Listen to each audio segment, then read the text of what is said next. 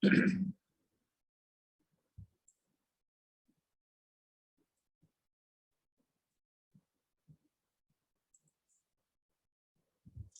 today's topic is amino acid metabolism. आज हम पढ़ेंगे अमीनो एसिड मेटाबॉलिज्म के बारे में। ये अमीनो एसिड का मेटाबॉलिज्म वगैरह कैसे होता है, ठीक है। तो स्टार्ट करते हैं।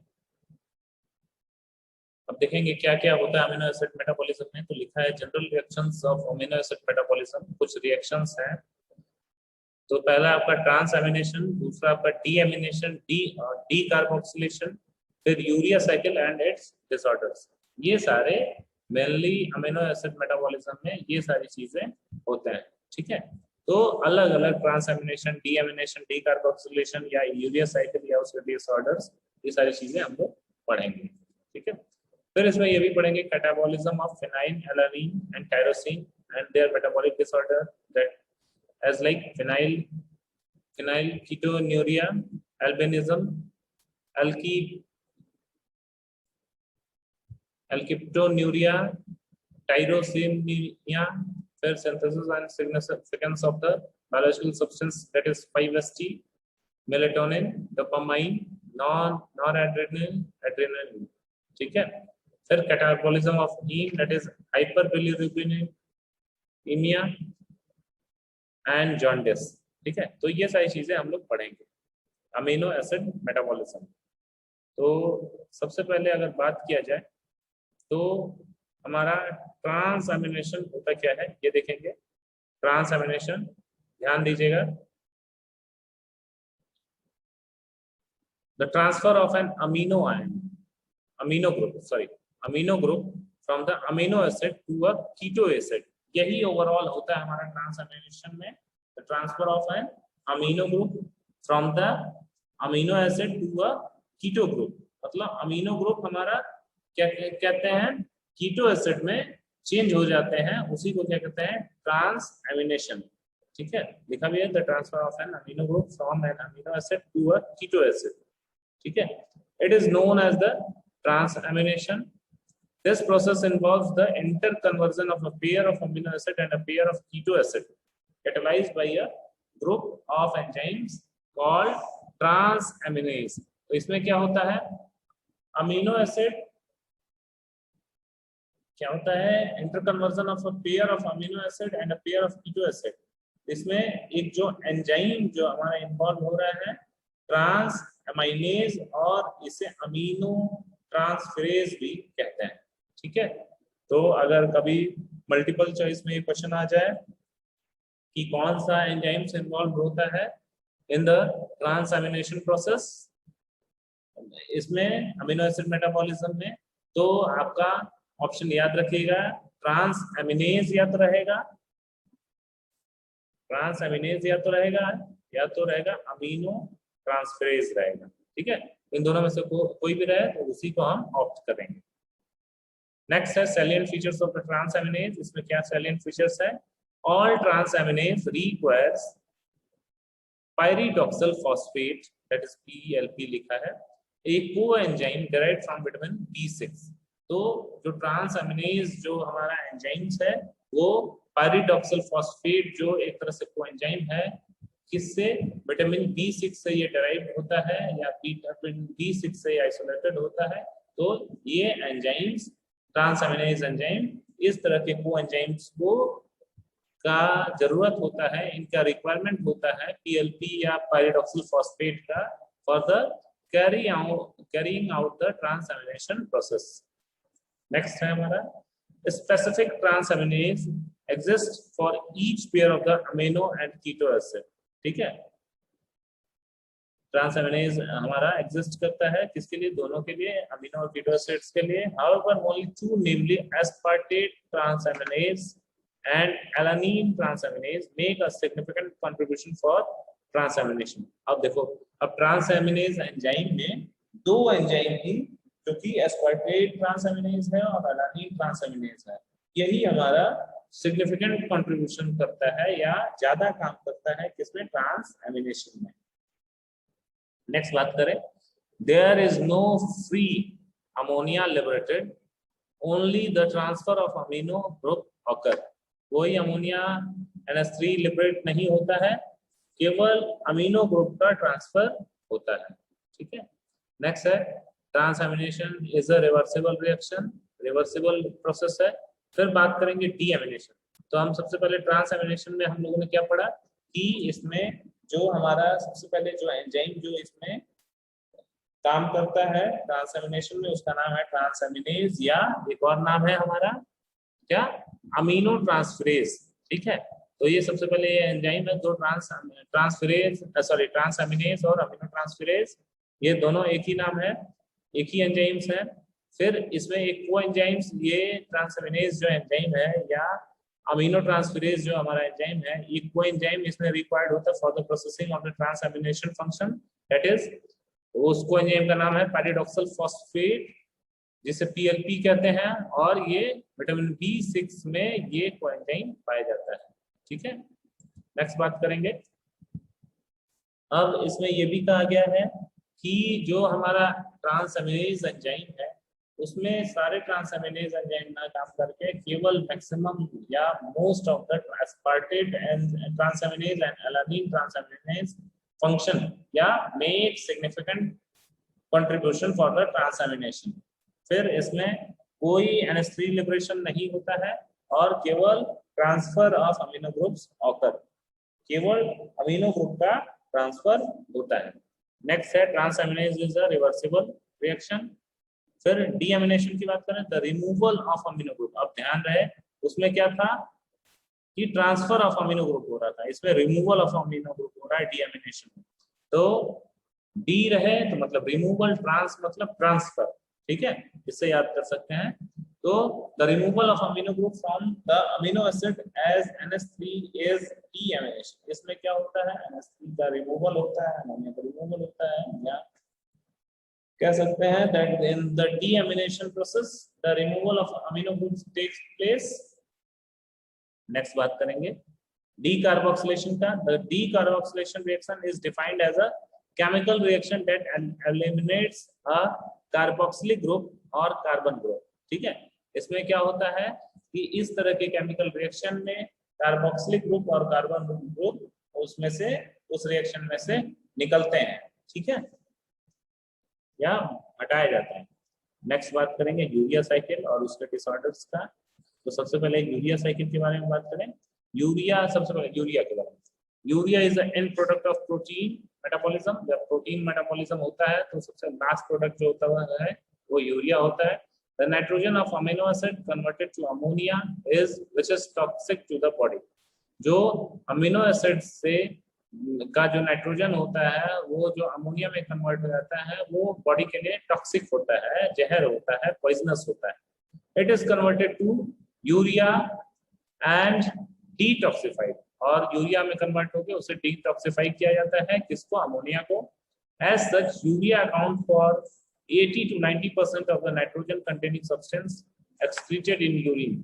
और कोई भी नाइट्रोजन कंटेनिंग सब्सटेंस में 80 to 90% ऑफ द यूरिया उसमें रहता है, जो कि यूरिन के थ्रू बाहर निकल जाता है, that is being excreted through the urine.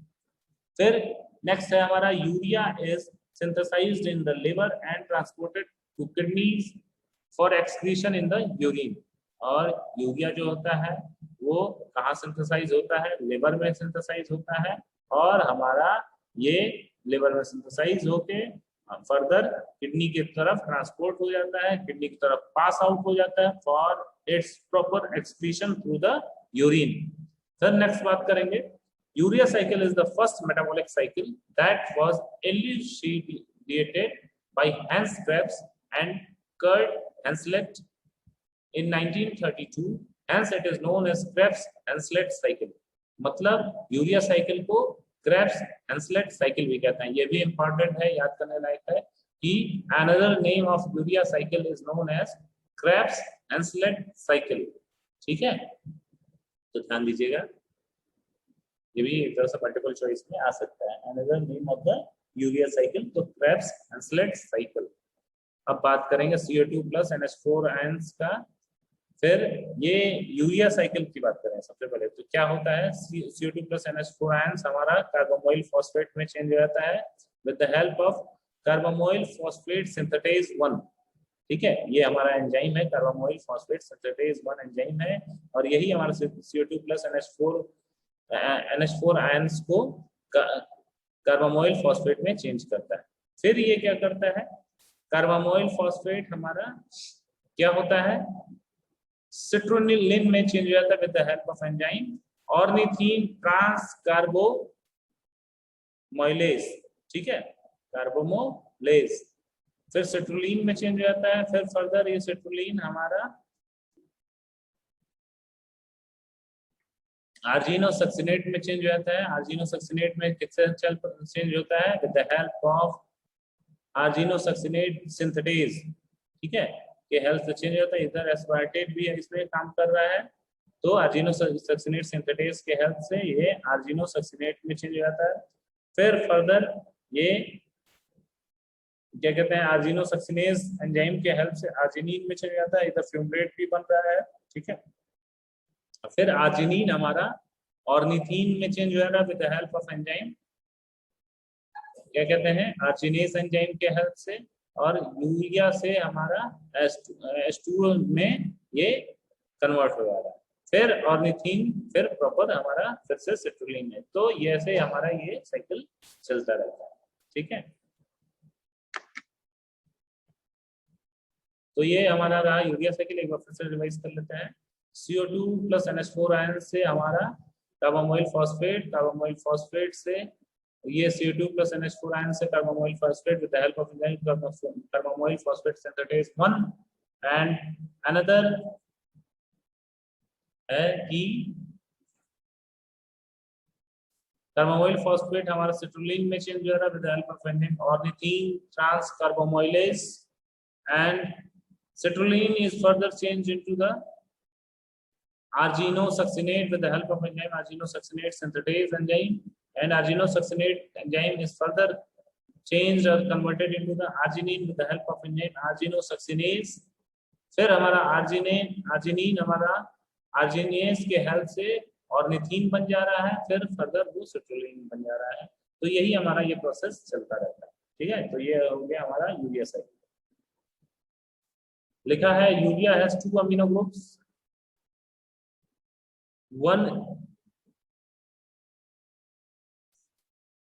one derived from NH3 and other from the aspartate। ठीक है, एक NH3 से मिलता है और एक एस्पार्टेट से मिलता है। ठीक है, next carbon atom is supplied by carbon dioxide. Urea synthesis is a 5 step cycle. 1 2 3 4, मतलब यहां से स्टार्ट करते हैं, यहां से यहां चेंज हो जाता है 1 2 3 4 5। ठीक है, तो ये पांचों ऐसे चलता रहता है। It is a 5 step cyclic process with 5 distinct enzymes, मतलब अलग अलग एंजाइम्स भी हैं, 5 तरह के एंजाइम्स भी हैं, and are present in the mitochondria while the rest are localized in the cell। जो हमारे एंजाइम्स हैं वो जो यूरिया साइकिल में काम कर रहे हैं वो माइटोकॉन्ड्रिया में प्रेजेंट होते हैं, और जो अदर एंजाइम्स हैं वो साइटोसोल में, माइटोकॉन्ड्रिया के साइटोसोल में लोकलाइज्ड होते हैं। नेक्स्ट है सिंथेसिस ऑफ, उसी को क्या कहते हैं, उसका थोड़ा सा ब्रीफ डिस्कशन किया गया है। ठीक है, तो बात करते हैं।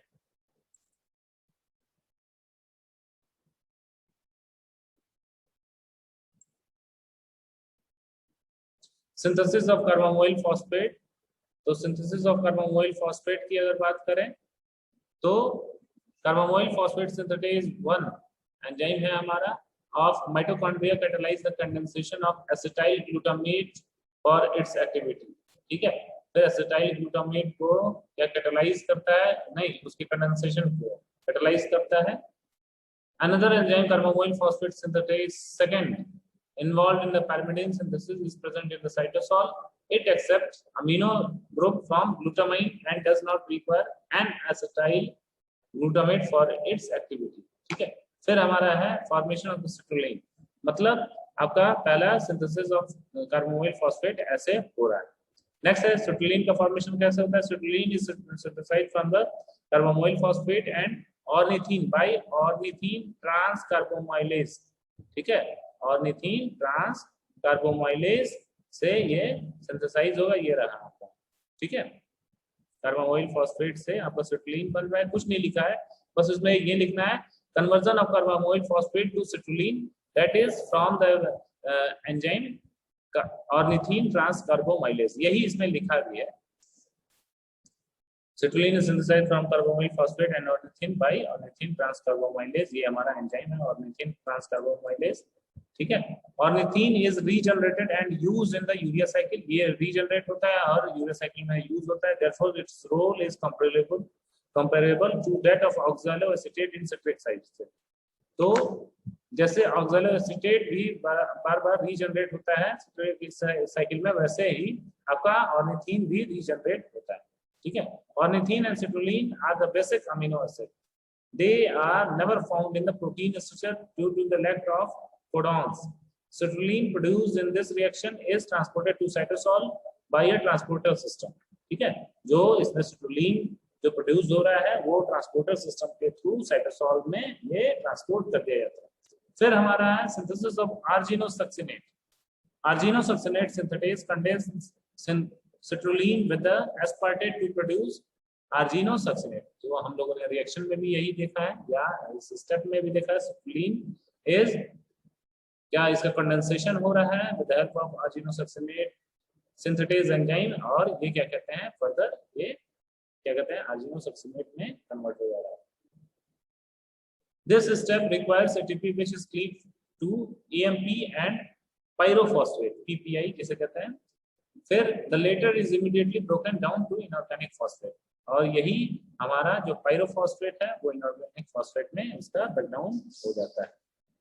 नेक्स्ट है क्लीवेज ऑफ आर्जिनोसक्सिनेट। अब इसका क्लीवेज टूटना कैसे होता है, argininosuccinate cleavage argininosuccinate to give arginine and fumarate. अब देखिए ये क्या कर रहा है, आर्जिनोसक्सिनेट का क्लीवेज हो रहा है with the help of enzyme, argininosuccinase enzyme है ये, that is responsible for the cleavage of the breakdown of the arginosuccinate and to yield or to give arginine and fumarate.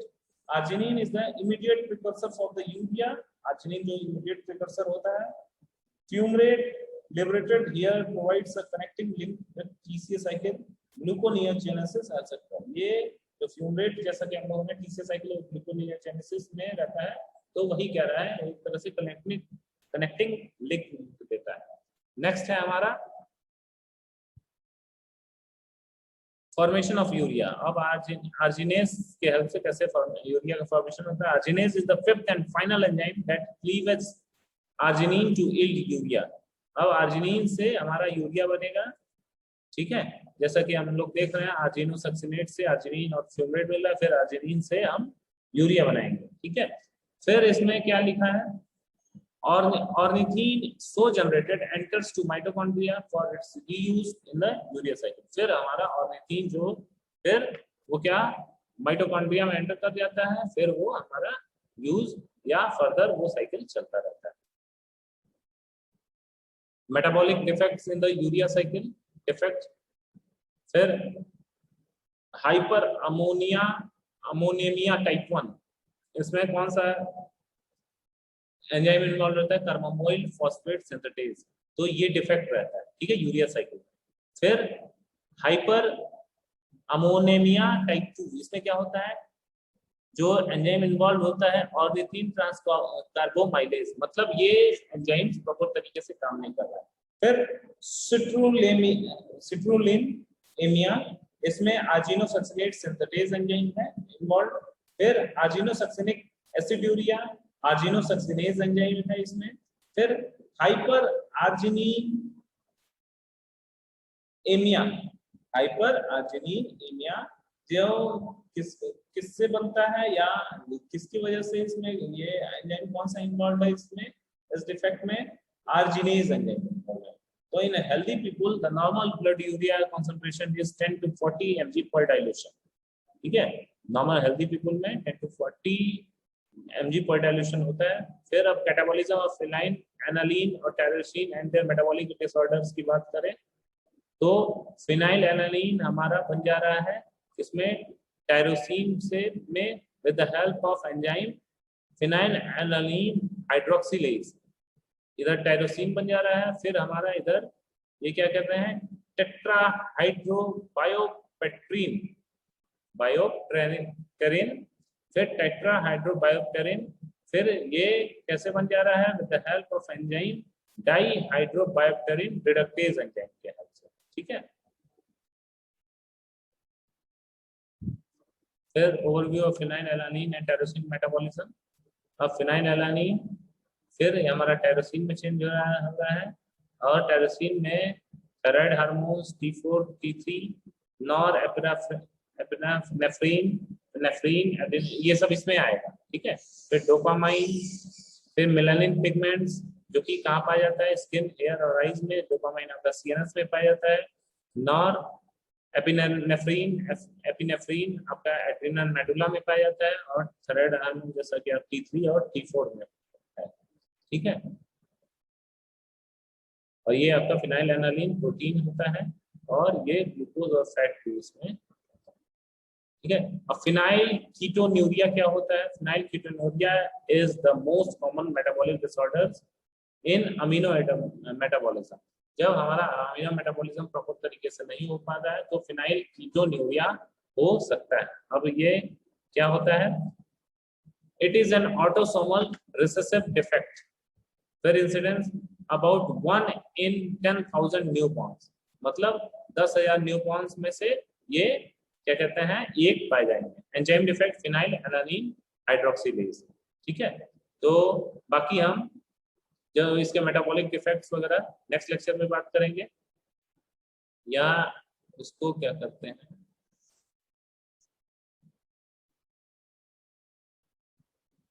Further metabolic defects in PKU मतलब phenyl ketonuria में। तो क्या होता है, phenyl alanine हमारा इसमें टायरोसिन में convert हो जाता है with the help of tetrahydrobiopterin, that is converted into dihydrobiopterin. ठीक है,